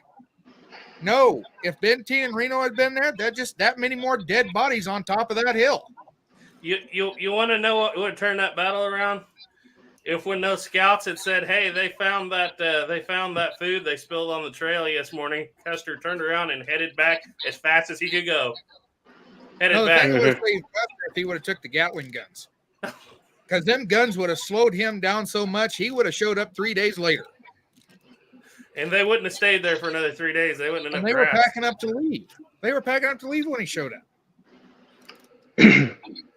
Okay, I let's think see. it was Grenell or someone who said that, like after the fighting happened, he had like 10 Cheyenne lodges show up like after everything was over. So, Right. and that morning he already had some Lakota taken off because they didn't want to hang around no more. Yeah, because the thing is, Kate Bighead said that she was taking down her lodge Mm-hmm. when he showed up. Because I mean, when you've got that many people in one area, there's a severe logistics problem. And 3 or 4 horses If you per figure person. it's a village of 10,000 people, there's going to be 50,000 horses. Remember they said And that if anybody- there's so much horses that look like worms. Yeah, Yeah, that's it's like why worms in the grass. that is one of the reasons that it was like you can't even cover in the grass on Now, Last Stand Hill I'm not sure because there's no grass. exactly how much a horse can eat in a day, but let's say it can eat a acre lot. in 2 days. You got 50,000 horses that they're going to be eating a lot of grass. Mm-hmm. In fact, there are so many people there. I read somewhere where Sitting Bull had said nobody was allowed to hunt without his permission. I don't know if that's 100% true or not, but yeah, they were straining the resources in that area. Doc was wondering if when they on the count of the Henrys, are they basing it off the brass found or off of the? He has a good point here. It would be interesting to know if those were based on the firing pin strikes for the Rim 44s because the Henrys would have had 2 versus their Even system. with 2 firing pins, each firing pin is going to hit a little bit different than the other one. Yeah, but he's talking about Okay. versus. You said it could have been some conversions, pistols Well, in 44. The is what he's talking 66 about. and 7, the 66 and Henry's, they both have double pin. Yeah, double firing pin. And then any pistol has the single. Like, Right. Yeah, and I didn't see anything on the pistols in there. And it didn't get that detailed on that website. In fact, I just ordered the book while we were sitting here talking, so I'll have more to that question at a later date, possibly on Tales of the Trails. But yeah, it said that there were, they're able to trace 200 different guns firing that. And if you read, the amount of guys that were trading guns illegally in that area, the Genesis, for example, when Crook was hiring scouts at Fort Laramie, he was told not to hire any of the Genesis because the Genesis were supposedly supplying the natives with arms and ammunition. wouldn't have been surprised if the Rishaws were involved with some of that too, but they did hire Louis Rishaw and Charlie Rishaw as scouts. What was it? James Bordeaux's son was it Louis Bordeaux. He was up at Chadron running the little trading post there that's the dugout, and that got shut down because he was trading guns to the natives. Yeah. So there was a lot of guns being traded, and 66 Winchesters and Henrys at this time are getting pretty cheap because you got this fancy 1873 Winchester that's come out on the market, and so those other two have kind of gone down in price. So what you're saying, Duke, is gun control didn't work back then either, right? Nope. No. Well, and the thing was, though, is that they were trading illegally, but it was not illegal to trade a gun to the natives. Like the guys that are running the trading posts at the agencies, they were selling guns and ammunition and powder to the natives. That was part of their allotment. They were allowed to do that. The guys that are doing it illegally are the ones that don't have a permit. They just go buy a wagon load of goods, go out into the territory, trade off with the natives, and make a profit without having a permit or paying the government their due. Yeah. It is basically you only get in trouble if the army catches you. Yeah. They did not enact so any kind of like gun control of not anybody not being able to trade guns to the natives until after Little Bighorn. And President Ulysses S. Grant basically states anybody found in that area with more guns and more ammunition than one person ought to be caught for normal use. Basically, if you have enough that you could be selling it, it is to be confiscated as war material. Yankee. And that was in August. That was in August of 1876. Yep. But I think what the long and the short of it is, we all agree. Everything I've read says there's about 200 Winchester-style repeating guns there. And that just flies in the face of this image that the History Channel puts out of 3,000. You know. Well, you figure 200 Winchesters, they can each fire about 15 at their all full-length rifles, 15 rounds each. Mm-hmm. So 200 times 15, my math ain't very good, but it comes out to about 3,000 bullets. Mm-hmm. 3,000 bullets. So you have 500 cavalry troopers up with single-shot rifles. And pistols, and 6-shot pistols. So when you have loaded guns, just in rifles, you've got 3,000 bullets against 500 bullets. Well, it'd be 7 bullets. If you count the pistols, it'd be 7 bullets per man. Yeah. So even it'd be about then, 1,400. There's still twice. Twice as many bullets. That's not counting all the Spencers and the muzzle loaders and the. Right. That's just counting the lever actions. That's just counting the Winchester. Yeah, it's kind of a moot point, really, because they could have been armed with nothing but bows and still won. Like Duke said, though, if them 200 rifles that the Indians had, they knew how to use them and the other guys didn't, it wouldn't matter how many guns and how many bullets they had. Yep. Mm-hmm. That's what we said before, because everybody was like, well, if they would have stayed with the Spencer, they would have lived through that. And I'm like, They wouldn't. There's no. It was like on that day I went when I had my trap door. It was an 84. I was shooting it with my friend Thomas, and I showed him the quick details of how to shoot it. Because as soon as he brought it up, we were talking about that, the whole Little Bighorn thing, and I showed him how to work the rifle. And he said, "How do you aim it?" I said, "Just point down the barrel, line up your sights and shoot." Anything else? I was like, "Oh no, you got the Army training, so." You got your 3 shots per year, and it's so funny because Scott Shule and I've talked about this a little bit. How drastic military doctrine changed between 1876 and 1877. It's like by 4 years later, by 1882, the entire doctrine now is built like he would say. They determine the drop of the bullet by the barometric. Was it the humidity rate? And it's like, and after that, it's like you're going to hit a man at 600 yards, or you're not going to qualify. So it's like, we developed what becomes one of the most accurate rifles in the world in the 1884, and so it's kind of amazing how much that changed. But like you said, before Little Bighorn, it's like 3 shots a year, 4 shots a year, maybe for practice. And the funny thing was my trapdoor was a chamber was ringed, so when you pull up the the plate to get the extract moving, the shell stuck in there. I was like, that's the other issue. And at the time I didn't know that the chamber was ringed. So yeah, no, they don't stick. A good gun with good brass, it won't stick. It's pretty fast. Yeah. Let's see.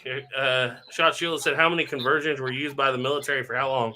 I don't know because I never got that far in my studies. There was 1,000 1860 Colts sent back to Colt by the United States Army to be converted. And if I remember right, they were issued down in Texas. Doug Dukes probably knows. Then because at about the same time, they converted about the same number of Sharps to 50-70. They were issued down in Texas. For whatever reason, about that time, a lot of stuff was issued down in Texas. Because what was it, Garrett? The 1,000 or the 300 50-70 carbines. 320. 320. Where did they wind up? Well, the last 20 definitely ended up in Texas, but a lot of them did end up in Texas. I'm still up in the air on exactly how many of those did, but the shipment was for Texas. So most of them went to field trials in Texas. Why Texas? I do not know. But yeah, the majority of anything that was being field trialed at the time went to Texas first. Yeah. Stephen Sheet said, good evening, everyone. No apologizes 2018 said there was a guy at a gun show that had a trapdoor that was nickel plated, which he claimed came from the VMI Virginia Military College. It's very possible. Like I said, there's only a handful of them, and they were sent to Leavenworth to start with and a few other places to test. They would have been 68s and 50 caliber, but a lot of times later on, those colleges and ROTC programs, even in the 1900s, they had those as parade guns and whatnot. And a lot of times, especially if it's a 45-70, that could be considered a parade gun that they got nickel plated just for erosion protection. Shot Shula said, Piettas are better. You shoot better. You birdies are prettier. Tiger Left Pleaser said, Pietta is more affordable. It works. You birdie looks better but costs more. Yeah, Pietta clothes fit better. Uberti is a bit thicker in the cylinder wall, but not sure either will live long and prosper when loaded with buffalo boar. Yeah, Revere, he said, interesting take. Modern Americans don't respect how well and hard the natives fought. Respect. Yeah, we give credit all to Custer for losing the battle. Very seldom do we give credit to the natives for winning it. Yeah. Was Custer's rolling block at the battle, or did he leave it at the fort? That's a good question. I thought he had it. From what I've seen, his 50-70 rolling block was there. Yeah. Have any of you read Andrew Garcia's story? No, I have not. Would stink if you were moving houses and moving with your collection. Revere said, did 7th Cavalry just come off reconstruction duty, no combat experience? There were some of them that went on reconstruction duty. I'm trying to remember. Well, how many of those guys were still there from the 68 campaigns and that kind of stuff? Not very many. It was something like 75 to 80% of the 7th Cavalry in 76 was new recruits. Because the 7th Cavalry is mustered in 1866 with new recruits. So recruits are recruited for 5 years. So in 71, it's going to be, most of them are going to muster out if they don't re-enlist, and then you're going to get new batches in. Well, guess what? 5 years from 71 is 1876. Most of them are getting recruited in. Yep. Doug Duke said, why Texas? One word, Comanche. That's true. Yeah, by 1870s, a lot of that northern stuff's tamed down a lot. Well, I would say tamed down. We got a little bighorn, obviously, but there's a lot more fighting going on in the South. Shot Shula said, talking about the military doctrine change after Little Bighorn, Blunt's books covered all of that. Air, temperature, humidity, and elevation, and more. His books have table for all of it. They even studied how, he said, even how the humidity affected muzzle velocity depending on the humidity in the room when they were being loaded. So that's the extreme they went to for getting those guns to shoot. Right. So on the reconstruction duty, there were several companies that were deployed to South Carolina from 1871 to 73, and then to Louisiana from 1874 to 1876. But keep in mind, that's not the entire 7th, because at the same time in 73, the 7th is up on the Yellowstone expedition where they're mapping the railroads from Fort Abraham Lincoln over. And then in 74, they're on the Black Hills expedition. So the 7th was broken up. They were brought back together in 76 at Fort Abraham Lincoln, 75 or 76. And the funny thing about that Yellowstone campaign is you don't think of Custer's cavalry using single shot bolt actions, but they did. Yeah, that was one of the exceptions on the trial guns being sent to Texas. Is the 7th got those bolt actions. Yeah, Ward Burton's. Guns of the West said Happy Independence Day. Hi, Dustin. Dustin. Gray Wolf said Andrew Garcia had a tough trip through Paradise Valley in Montana. Garcia was a young kid that met, I think he said Bridger, but he spelled it Bringer, I think, and he went mountain man very late. His story was written from his personal diary, mid-1900s, some contended info. Excuse me. So there, we caught up on comments finally. Oh, man. So, I had a thought there. How many times do you see Colt conversion coming up in native hands? Sheldon? Only ones I've seen were some Navajos. They were scouts. Yeah. The, Southwest tribes, but up here, I don't think really. I mean, I don't think I don't know. It's kind of hard to say what they had and what they didn't have. They didn't write that down very often, huh? No, they talked about like muzzle loading, revolvers, the 1860s and stuff. They talk about those, but they don't really say, cartridge 6-shooters until later. Okay, so on the 1879 ordnance report of arms surrendered by the natives was 125 revolvers and single-shot pistols, all but a converted Colt and a single-shot Remington rolling block were percussion. So in 1879, they turned in one converted Colt. That makes me wonder how prolific handguns were for them. I know, the revolvers became they were sought after. I think Carrington's second wife or first wife wrote how the Crows have a bunch, and then McCoy and Cheyenne most likely had a good chunk because you had 6 shots and they weren't worried about killing game humanely back then. I heard they were really sought after for buffalo hunts. Well, if I was an Indian and I had a Colt conversion and I had a cap and ball, I'd be trading the cap and ball and I wouldn't be giving up the conversion. Burying that one under the floorboards. That's what's so difficult about the 79 accounting. We have it all, but we don't have it all. Yeah. But the thing of it is, and you look in the 1870s, yeah, you can get the guns and ammunition. As I said, you can get the long runs with the ammo. But a lot easier to get powder and lead and percussion caps. Mhm. So that's why you're still at that time going to see a lot of cap and ball revolvers. It's just Now, because I it's cheaper. saw You take a few buffalo robes in, you get a couple of kegs of powder, some lead, and some caps.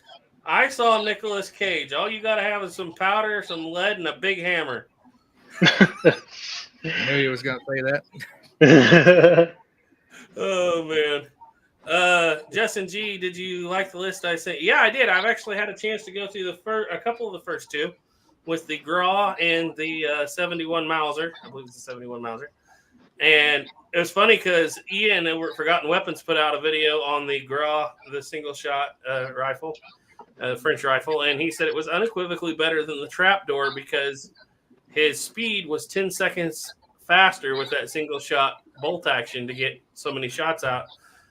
I had to argue that because I have a video of Jake from Everything Black Powder running his trapdoor against Ian and beats him using proper technique as far as up, down, and Jake just smoked that single shot bolt action with his trapdoor. And that was the 68, which is the slowest trapdoor to use because the door doesn't go all the way forward. So I had to argue that I would argue that point with Ian just a little bit, but it was a really good video. I wouldn't argue with Ian, but I have to argue the fact that Jake actually outran you with like not a lot of experience either, just a couple times of shooting that gun. So I'm going to have to run, guys, so I'll catch you all later. All right. All right, see ya. All right, have a good one, Duke. Yep. A Tiglath, however I say that name. Yeah, we kind of did a spoiler-free talking about it at the first of this if you want to go back and look at it. Grey Wolf said, I love muzzleloaders actually showed the wounded ball at their last Wallage Lock. I'm not sure. Oh, pounded ball. Yes, yeah, the pounded ball. Pounded down the barrel. Let's see. Did you see the crazy flintlock repeaters he covered the other day? Yeah, I saw that video. I haven't got a chance to watch it all the way through. Grey Wolf said, Tough Trip to Paradise, 1878, 1879 is the autobiography of Andrew Garcia, a man of Hispanic descent who was born in El Paso but moved north to Montana, 76, and became a mountain man. Cool.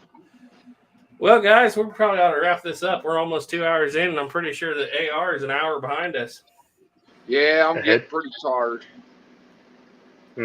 Ahead. But it's always fun coming on. I always enjoy it. No, it's always interesting when we have you and Snapper because we run the gambit of what the time zones are in the United States all the way. Snapper's usually just getting wound up at about 10 o'clock because it's only 8 o'clock for him. Yeah, it's 11:30 for me. Yeah. It's only 9:30 here. So. Wish it was 11:30. It'll only give me a half hour before I go home. It's not 10:30, Sheldon? Nope. Oh, you're in the mountain time? Yeah, I'm like on the very edge of it. Oh, gotcha. Okay. So yeah, that's cool. I didn't know you and Duke are in the same time zone too. So I always learn stuff when I come on your guys' show too, because like I said, I never got into the history until I started meeting up with you guys and talking to you and that. Well, one of these days we're gonna have a live chat just about elephant rifles and how cool they are. That'll be cool. Need to do that. Too bad we can't show nothing on live, you know. I'm gonna figure out how to do a Rumble, and I know a lot of people wouldn't follow us over there, but I want to figure out how that Crowder does that, where he has the YouTube dump button, where it just shows a screen, and then everybody that wants to go see the guns can go see them on Rumble. I'd like to figure out how to do that. Yeah, I'd love to do a live stream actually showing, shooting it and everything else, Mm-hmm. Yep. Because I just loaded up ammo for the 458 lot. I've got ammo for the 450 Nitro Express. What powder do you use? H110 or something? Not H110, it'd be rifle powder, I guess. No, the only thing I could find the last time was Accurate 2230. We still don't have a whole lot of smokeless powder around here. What's your preferred powder? H4198. What, you getting pretty good velocities? Yeah, for the 450 Nitro Express, that H4198 really just seemed to be a really good powder for that. Mm-hmm. and it about $13 a shot. It's way cheaper to reload it. So nitros weren't original black powder cartridges, were they? No, originally, well, you had the 450 Nitro Express, but before that, you had the 450 Black Powder Express. It was a black powder cartridge. Some of them were developed during cordite, which, from what I understand, cordite was kind of like in between black powder and smokeless. Brown And powder. Some of them was just smokeless powder, but a lot of your big elephant guns were originally black powder cartridges. That's why if I did it, I'd want something in black powder. Probably a standard 4570, 5070, even though those aren't technically elephant rounds. But there's been times when, like when was it 2007, 8, we went through that ammo shortage and powder shortage and that. And I was loading my 450 Nitro Express with black powder, and it still shot. I mean, it still got some pretty good velocity and penetration with black powder, Yeah. I saw that EAA has a double barrel 4570. Mike Bellevue wrote an article about it, but I don't know how common it'd be to get in the States. It might be something you have to order. Yeah. Because I wouldn't mind a double rifle. Nicholas said, I don't know how to pronounce that name. I'll figure it out eventually. Said, waiting for you on Rumble. There's already 211 Bang Bang channels on Rumble, but the trouble we have is it won't let us upload our backlog of videos over there anymore. So we basically have to re-upload everything from scratch. I stopped doing the Rumble thing because nobody watched it. I mean, there was just nobody watching anything on Rumble, it seemed like. It's easier to, they're all there for politics, and it's hard for a historic firearms channel. But we got to do it because otherwise we won't have nothing. We have an active Rumble right now we've been uploading to, so I just don't know I got to reset everything to stream to it. Let's see. Get through a few more of these comments before we go. Let's see. 101 guy said, great show, thanks. Ungrateful Peasant said, evening. Shot Shield said, I have a channel for black powder on Rumble. It's way better than dealing with YouTube. Hey, why don't you email me a link to that then? Because I don't know what it is. I've never seen it. Ungrateful Peasant's a pretty good guy. He's a friend of mine. Oh, okay. Well, it's good to meet you, Ungrateful Peasant. I got to ask, Salvatore, do you have a YouTube channel? I've never even asked. I mean, this is my one YouTube channel. It has a bunch of dumb videos I uploaded 14 years ago. I never even thought to ask. I never advertised you or anything. I was just sitting here thinking, no, he has a YouTube channel, but I've never even looked at it. Everything I've seen. I mainly just upload dumb videos. I think there's like I said, this dumb videos. I was thinking about starting a different channel and doing things because, like, I wanted to talk about when Duke was here, but he had to vanish. Because you guys were talking about Little Bighorn, I wanted to go to the Warbonnet Creek area that's pretty close by. Yeah. And basically go and check all these little skirmish areas that not a lot of people talk about. Like on my way back from Kansas, what my plan was to go to Massacre Canyon and then Sand Creek. And then once I got to Massacre Canyon, I looked it up on my phone, and if I stayed on that interstate in Kansas, I would have got to Sand Creek. It was like 4 or 5 hours back the opposite direction I just came from. I was like, yeah, never mind.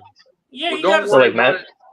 Don't worry about it too much. All I do is upload dumb videos too. Yeah. I was gonna say you should upload some historic stuff because your niche is very underrepresented by everybody except Bad Hand, and so I think that it's a definite need. Well, what I was thinking, I know I talked to you about it, but even I kind of spaced out all of it, but was get like simple, like I would say ledger drawing type animation going for like some of this stuff, because like around here, if I talked to people about Massacre Canyon, they're like, "What's that?" Even or Blue Water Creek, they're here, "What's that?" Yeah. Like at least the majority. There's some people around here who know about them. But, I was reading about that outbreak the other day, and I was surprised to find out like the people from my area were like half the guys that were chasing them, and everybody was like, "We're going to go out and get them." Well, they snuck through the canyon, through them on them. You know what I'm talking about down here at the Oklahoma-Kansas line. And they were just the guys from my area were just disgusted. They said, "We ain't following the army all the way north of Dodge City." That Fort Robinson outbreak, I didn't read much into that. Well, when you talk about Massacre Canyon, that's what I think of as the. Oh, that's not what you're talking about. No, I'm talking about the one in Nebraska where, where a group of Pawnee that were out buffalo hunting strayed too far into Lakota territory, and they got attacked. They got basically attacked, and the thing was that both sides had basically agent supervisors with them. Just observing the war, huh? Like, the one that was working for the Pawnee, I think he was only like in his early 20s, and he survived. He talks about how he remembers seeing this little girl holding onto her dead mom. He said he kicked himself for the rest of his life, not stopping picking her up. Basically, just left her back there, and the thing is that if you look at that battle, it said they're close by. They're still about almost like by car, almost an hour and a half away from each other. 2 hours. Close by. Close is relevant. Yeah. Well, when you were in Nebraska, Duke was wondering if you were close by to Fort Larned. So.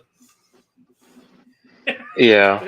I was like, I'm at the border, but yeah, I wouldn't mind going back to Fort Larned, but yeah, it was like all these little things that no one really talks about, like Mud Springs, or I think it's Mud Springs. 11th OVC has one video on it. All these little ones no one really talks about. They always want to talk about Custer. They want to talk about Grattan. They want to talk about.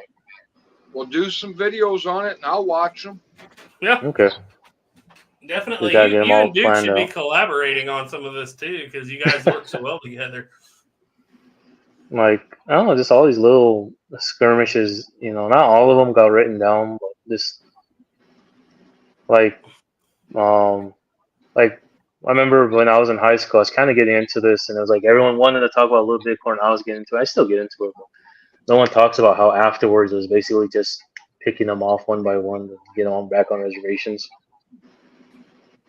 And no one really talks about afterwards. They say, oh, next year Crazy Horse got killed. There's like that almost year, 4 months, like year and a quarter of time in that little time period no one talks about as much. Yeah. Revere said, Revere 311 said he'd watch you. He said, about to say, Sabater, he speaks good stuff. Thank you.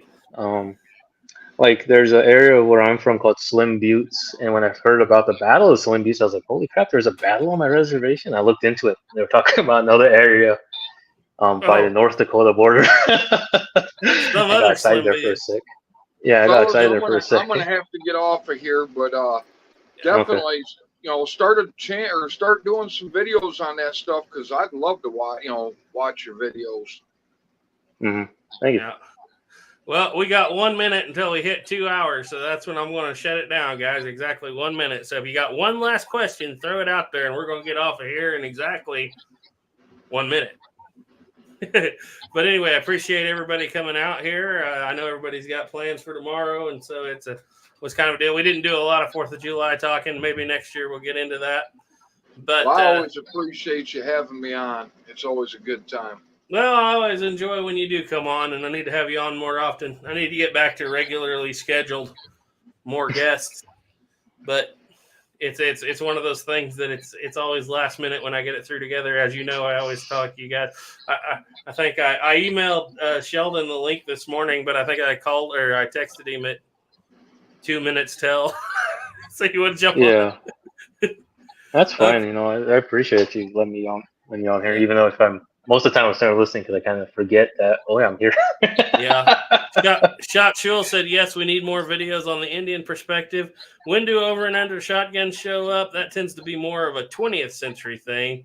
But over and under rifle shotgun combinations were definitely a thing all the way back in the 19th century. I can't tell you exactly when they show up, but I know they were around even in the muzzleloading days. Have a happy 4th. All right, guys, we're shutting it down. Thanks all for watching. Trust in God. Keep your powder dry. Everybody have Bye. a happy 4th of July.